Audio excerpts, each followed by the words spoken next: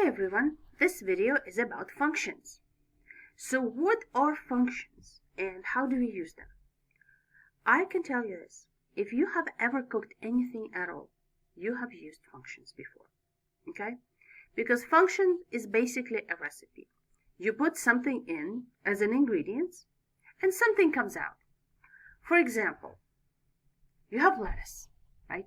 You put lettuce in, you chop it up, out comes out salad. So those things that we put into the recipe, things that we do things to, right? So for example, lettuce, right? We chop it or maybe we cook it, right?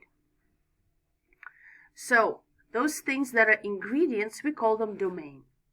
And they're usually denoted by the letter X. And those things that come out, the result of our function, is what we call range. And it's usually the letter Y. So domain we call independent variables, right? This is the things we put in. Range we put dependent variable. And you should be asking yourself, well, why are they dependent, independent? Because let's listen, okay? If you have lettuce and you put it into your function, it doesn't matter what you do to your lettuce.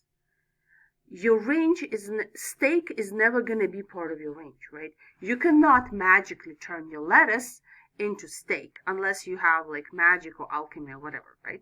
So what I'm saying is dependent variable, it's dependent because it depends on what you put into the recipe. Now, what you put into the recipe depends only on you. So we call that independent variable. But what you get out of the recipe, right, your end result, that depends on what you put in. That's why it's called dependent. So here's an example, right, of dependent and independent, right? So here's your ingredients, right, your domain. You put in lettuce, you chop it up, you get green salad. But if you do exactly the same function, you do exactly the same operation, right, chopping, but this time you chop cabbage, you get coleslaw. So you can very easily see what I'm getting from here, right? What I'm getting to here, right? So it doesn't matter how much you're gonna chop lettuce, you're never gonna get coleslaw, because coleslaw by definition is made out of cabbage, right?